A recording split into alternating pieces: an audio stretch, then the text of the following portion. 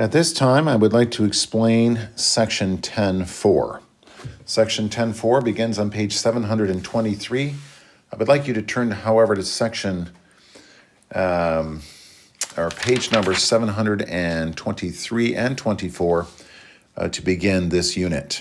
First, I want to remind you the difference between a central angle and an inscribed angle. A central angle is an angle like the one pictured here, angle ACB.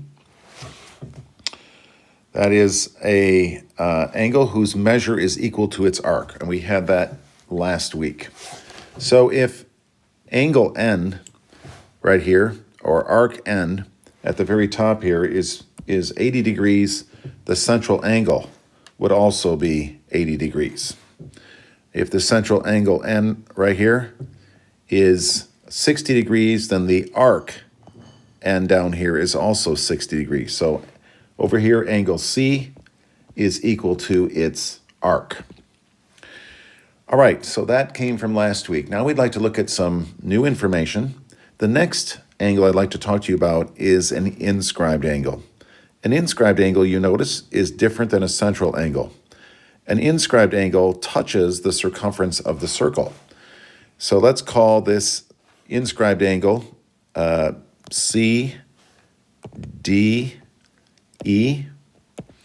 And you notice that its measure right here is half of its arc.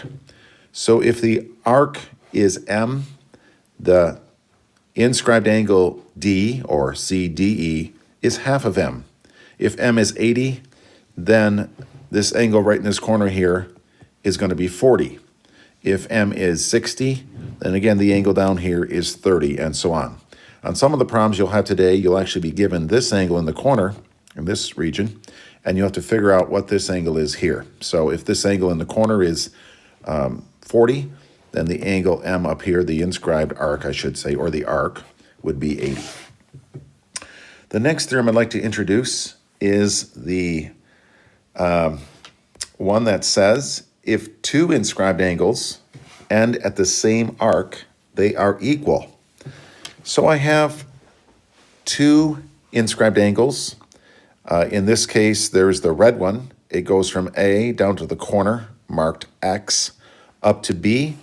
And a second inscribed angle, which starts at A, goes down to Y and to B. All right, since an angle is half of its arc, that implies that X, right here, would be half of the arc AB, but then that's the same angle as formed by Y. In other words, then, angle X is equal to the measure of angle Y. The red angle is equal to the measure of the blue angle.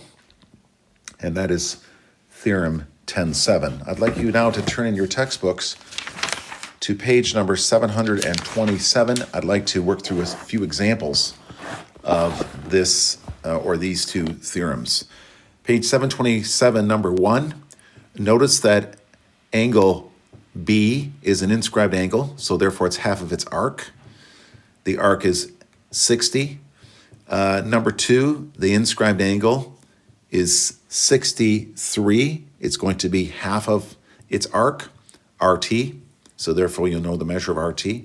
Number 3, the inscribed angle X is half of the arc, WY. Therefore, WY is going to be twice the angle. Problem number 8 is very similar to this. So the measure of arc QR is going to be half of, or half of it is angle P, and so on. All right, so that's how you do those problems, like also 11 to 13. Let's turn to page number 728, and let's look at problems 17 through 20. And problem 17 to 20, that's this second theorem, theorem 10.7. For example, angle Q, which is 32 degrees, is going to be half of arc ST. But since arc ST is also formed by angle R, then angle R is also going to be 32. Problems 19 and 20 work the same way. Since angle D intersects the same arc AB, it's going to be equal to angle C. So you can set those two equal to each other.